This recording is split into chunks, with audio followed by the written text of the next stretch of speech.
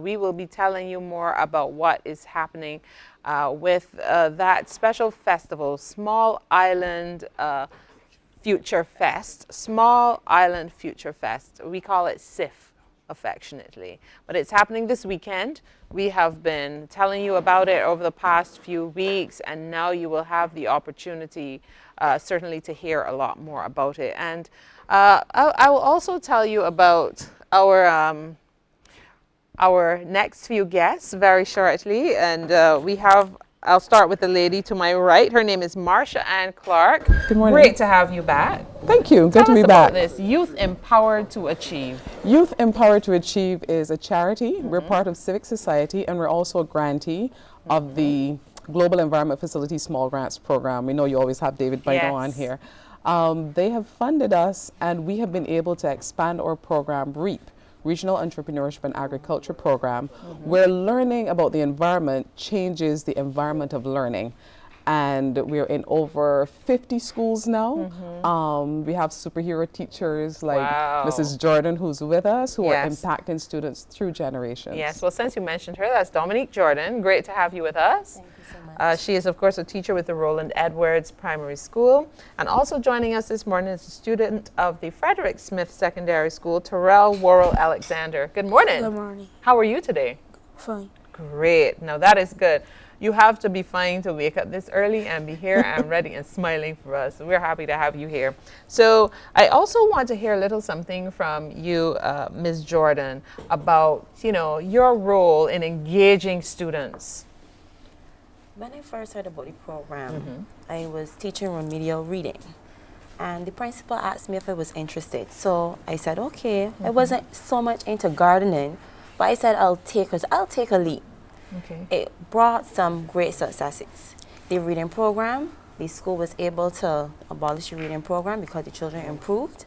We used it to help the children with the labels, and then we used the various activities. Then I had a remedial class that Tyrell was in, and we used it as a coping mechanism where the children would go out, they would use it as a reward. They would go into the garden, it helped them to tone down their behaviors, and Tyrell, I must say, is one of the success stories. Oh, very nice.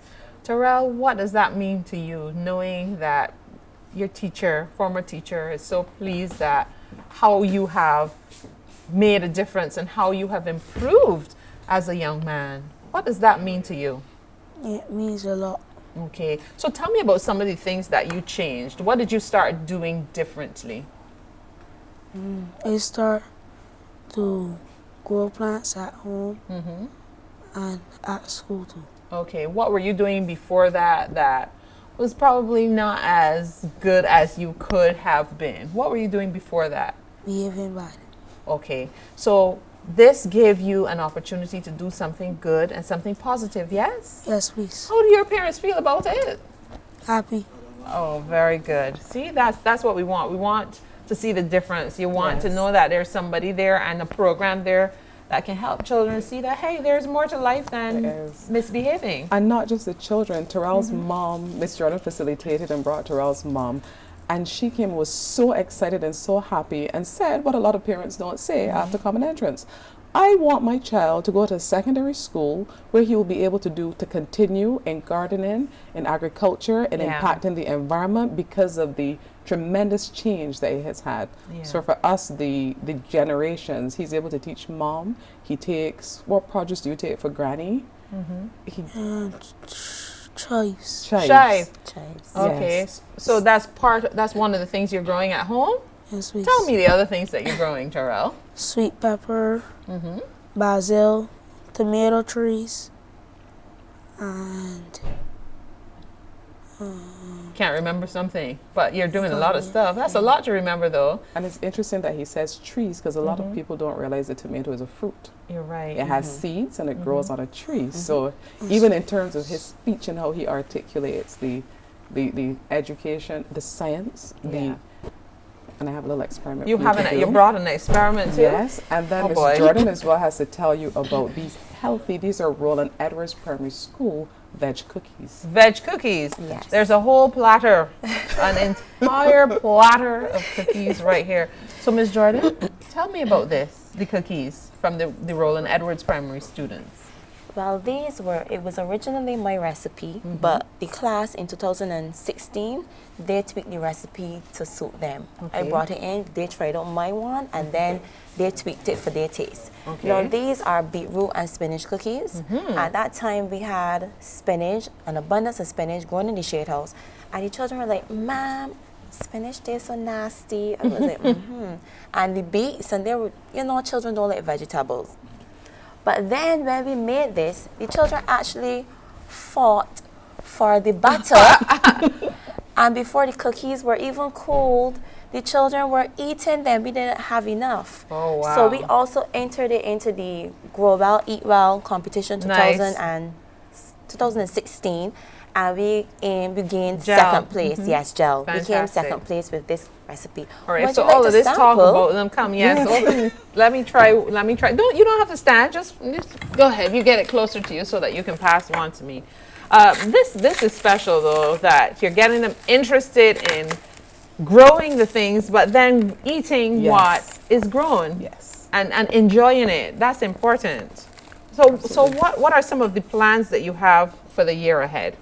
Well, starting with the SIFF Small Island Future Festival, we plan to take these cookies. So we want people to come out to the festival. We want them to place their orders, and we plan to look at healthy recipes from not only Roland Edwards, but we're going to invite some of our other schools as well. You know how there are Girl Scout cookies in the U.S.? Yeah. And there's a certain time of year where everybody places their orders. You have to buy the boxes. Exactly. That is what we're going to launch at the Small Island Future Fest. Okay, let's pause for a cause. So you said what's in these cookies? Spinach? Spinach, beets, oatmeal, and multigrain flour. The flour has in flaxseed, barley. This is good stuff. Thank you. They taste good. Thank you. So they tweaked them and added what? They said that they were too soft because they were supposed to be soft baked cookies. Right. So they added some more oats, and then we added some more spices to give it a better taste. Because we're trying to cut down on the sugar, and the beet and the spinach, they're very good for people who are anemic because the cookies would be high in iron. And then we also wanted that even if you're diabetic, that you can still have a cookie and it wouldn't spike your sugar. And they have raisins, so that's natural sugar. Yes, and cranberries. They're very good. Thank you. Very good. All right. You feel you can make these cookies too, Tyrell?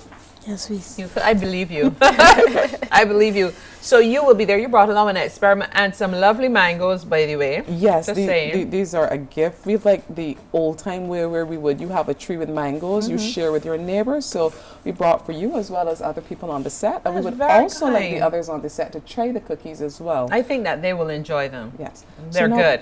They sound like I know you're thinking beets and spinach, but you guys know that I don't eat it if it's not tasty. You and know she that. paused for the call. Yeah, they're good.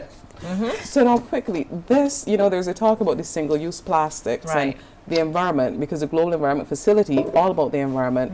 So I brought this so that you could also show people how easy it is to repurpose single-use plastic and to do something for the environment. Okay, show me. If you take your pretend scissors, you Cut have around the just top cut of the around thing. this, you've taken it and flipped it. This is called the wick system.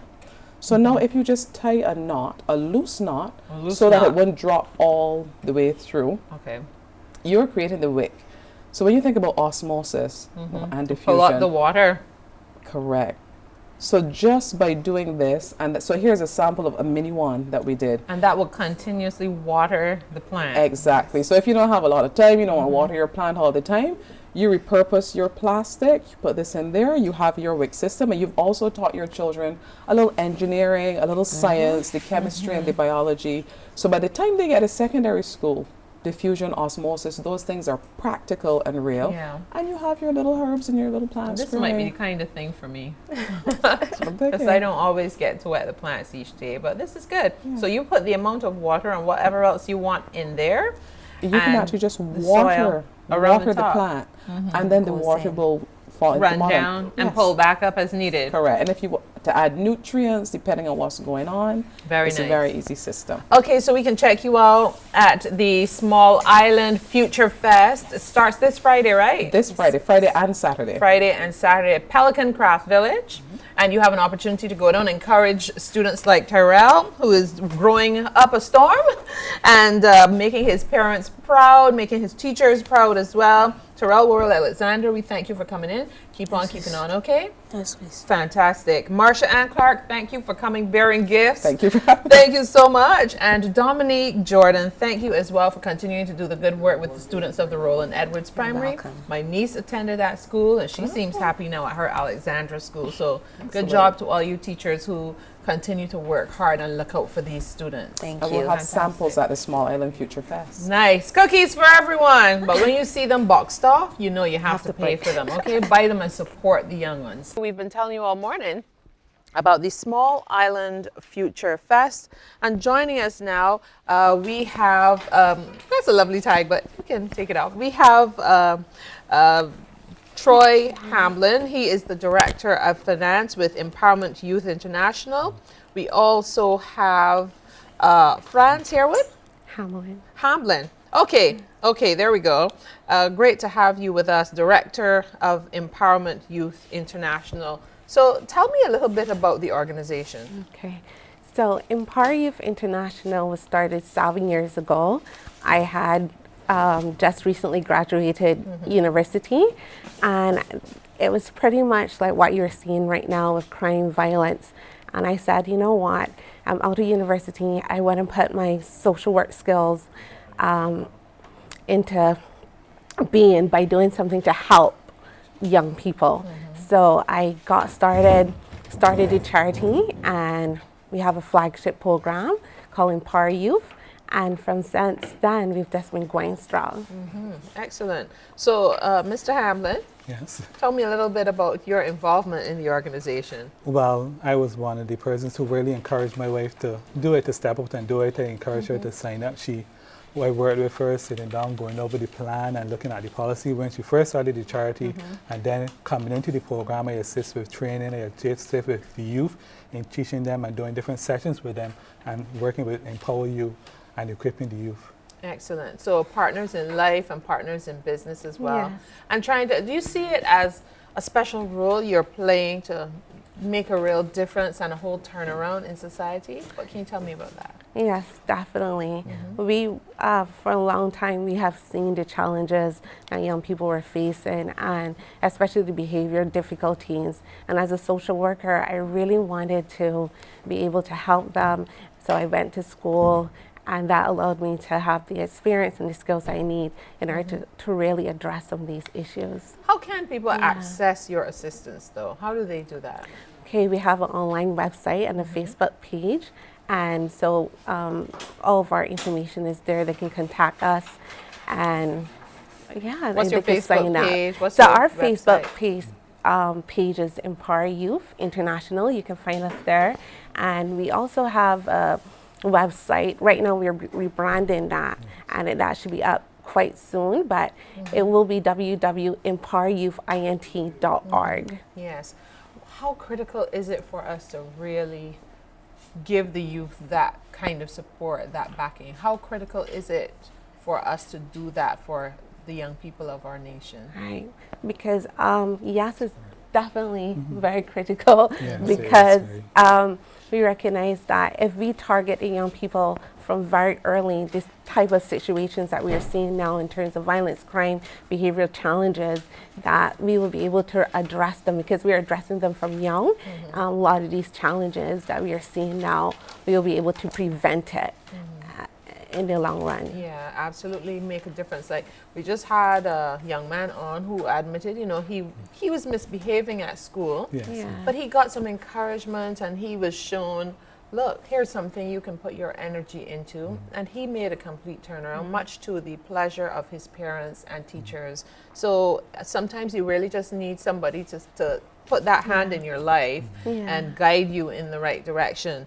But you must also need funding. How easy is that for an organization like yours? I'm coming to Mr. Finance. Yes, because it is difficult and challenging sometimes, but we and some of the regulations and stuff to access that funding sometimes is difficult challenges. Sometimes we do have to get assistance sometimes in creating the different funding grants or accessing the grants, but we were able to access the grant through the small GEF Small Grants Programme, and they have allowed us to be part of the small island, for future festival that's coming off. So there we are planning to like showcase people what the youth and what we are able to do with the farm that we have, because we've realized from our program that a lot of the young youth that were involved in it, they were interested in farming and these other things. So we seek to implement the program now. Having a farm, we have accessing a farm where we can bring them on, where they can learn farming, they can learn things about business, and not only agriculture, but learn how to earn financing for themselves, become entrepreneurs, become business owners. So we've taken it a step further in that we not only want to teach them how to behave and how to be a good citizen, but also to contribute to themselves and their families, as well as to the community and the Barbados as a whole. What is the reception to that by these individuals? Well, they're excited about it. They're happy.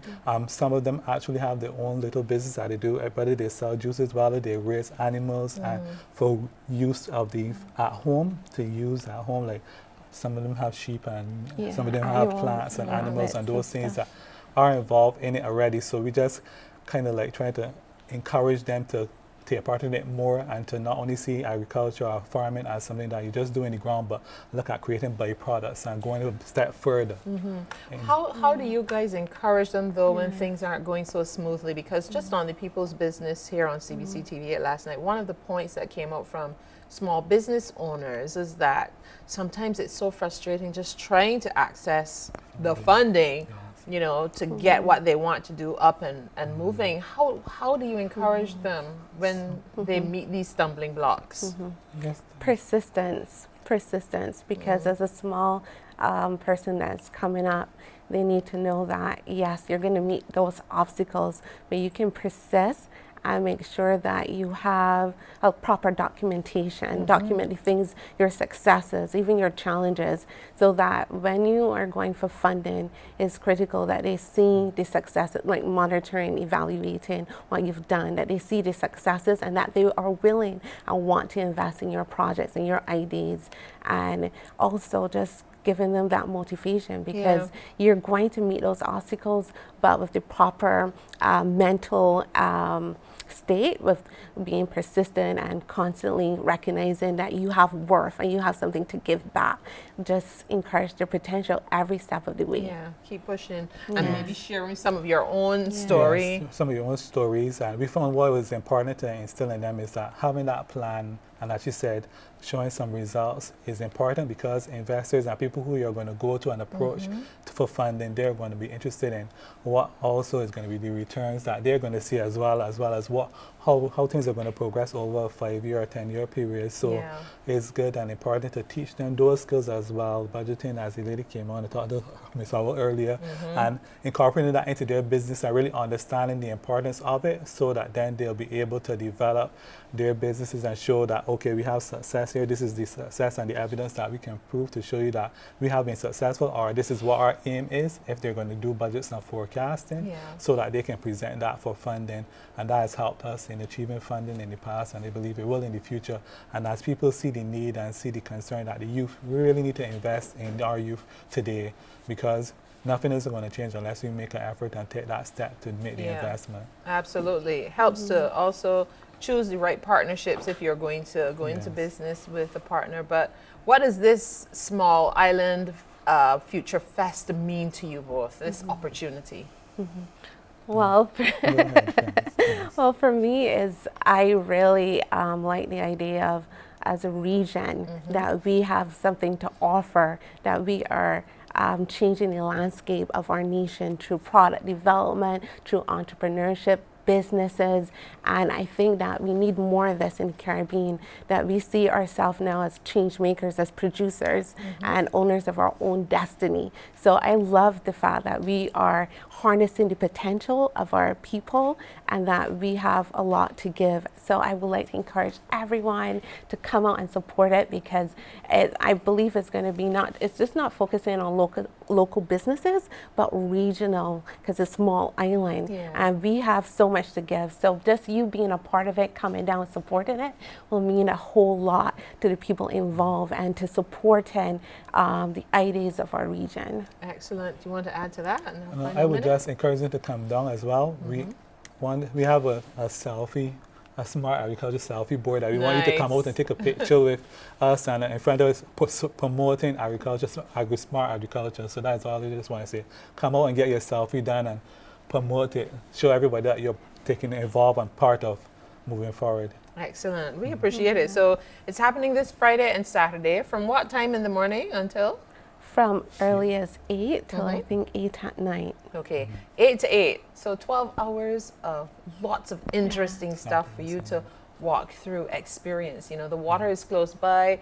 When you get tired, you can just go sit down there and look out to the sea. Of course, you can walk through the space at Pelican Village, see what's happening there, check out all of the exhibitors, ask questions, see if anything piques your interest business-wise or otherwise. Or, of course, look for the young people and buy some cookies, support them, you know, and find out more about Empower Youth International. Remember, you can find them on Facebook. And there's also the website, Yes, empoweryouth.int.org. We're currently rebranding, but that should be up hopefully by next week or so. Excellent. Excellent. Well, we thank you very much for sharing with us this morning.